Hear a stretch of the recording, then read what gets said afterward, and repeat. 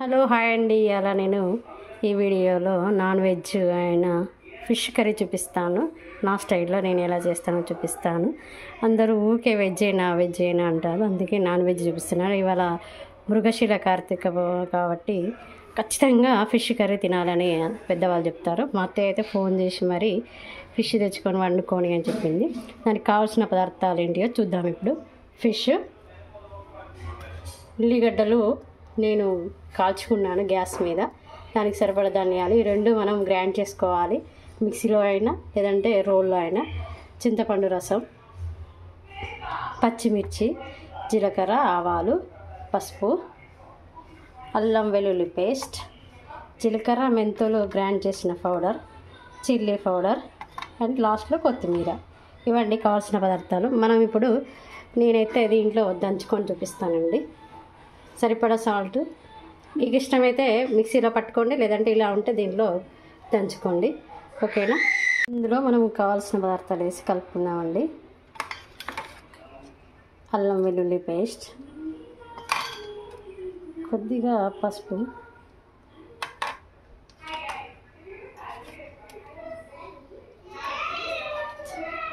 సరిపడా మిర్చి పౌడర్,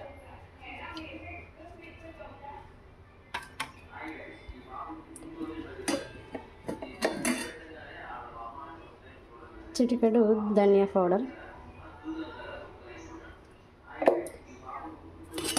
కొద్దిగా ఆయిల్. ఇవన్నీ వేసుకొని స్మాష్ మొత్తం కలిపేసుకోవడమే. ఈ విధంగా కలిపేసుకొని పక్కన పెట్టేసుకోవాలి. ఈ విధంగా కలిపి పెట్టుకున్నానండి నేను. మంచిగా ముక్కలు పట్టేటట్టు నీట్గా కలిపి పెట్టుకోండి. నీట్గా పట్టేటట్టు కలిపి పెట్టుకోవడమే. ఇప్పుడు మనం కర్రీ ఎట్లా ప్రిపేర్ చేయాలో చూపిస్తారండి. కడాయి పెట్టాను పొయ్యి మీద. కర్రీకి సరిపడా ఆయిల్ వేసుకుందాం. నేను కొంచెం నాన్ వెజ్లో ఎక్కువ వేసుకుంటాను, ఎవరి ఇష్టానికి తగ్గ వారు వేసుకోండి.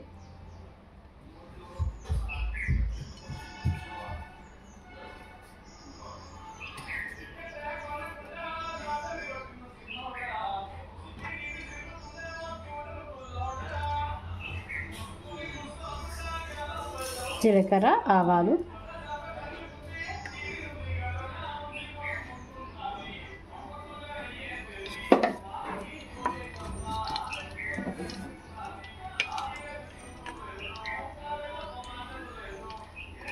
పచ్చిమిర్చి ముక్కలు,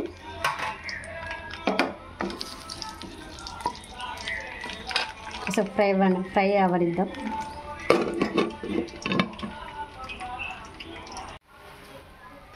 కొంచెం అల్లం పేస్ట్ వేసుకుందాం, చిటికెడు అల్లం వేసుకున్నాం కదా.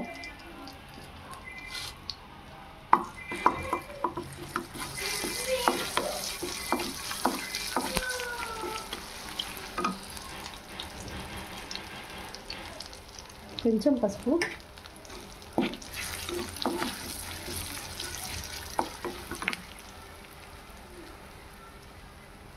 కాల్చిన ఉల్లిగడ్డల పేస్ట్ గ్రైండ్ చేసుకున్నాం కదా, దాన్ని ఇందులో వేసేసుకోవడము.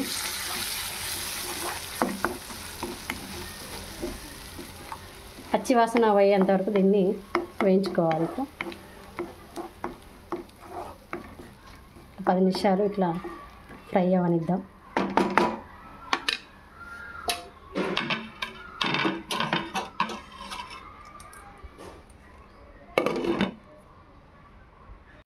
చూడండి, ఆనియన్ పేస్ట్ ఫ్రై అయిపోయింది. ఇప్పుడు దీంట్లో మనం ఫిష్ ముక్కలు తీసుకున్నాం, కలిపి పెట్టుకున్న ఫిష్ ముక్కలు.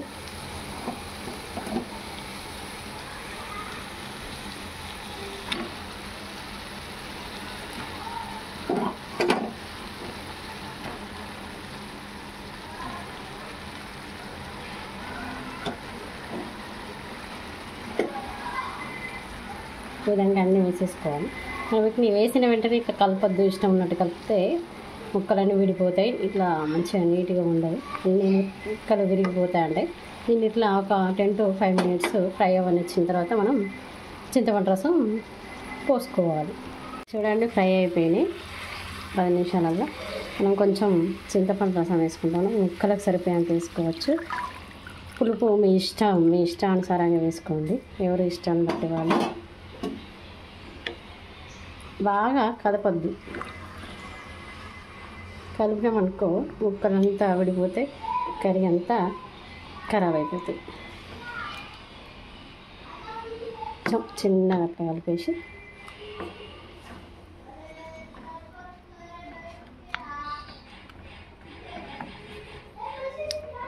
ఓకే.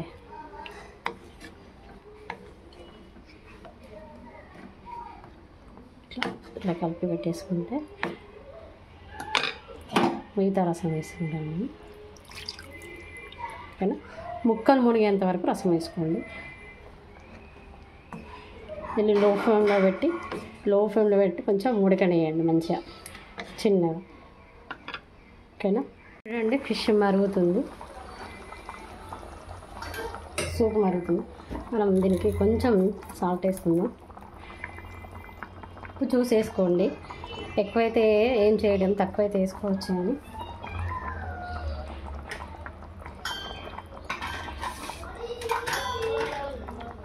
జీలకర్ర మెంతుల పౌడర్ వేసుకుందాం.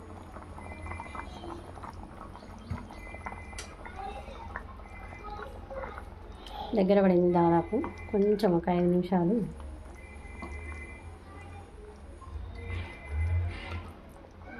ఈ విధంగా జస్ట్ ఇట్లనే అనాలి. ఎక్కువ తక్కువ కలిపినాం అనుకో ముక్కలు విడిపోయే ఛాన్స్ ఉంటుంది. ఓకేనా?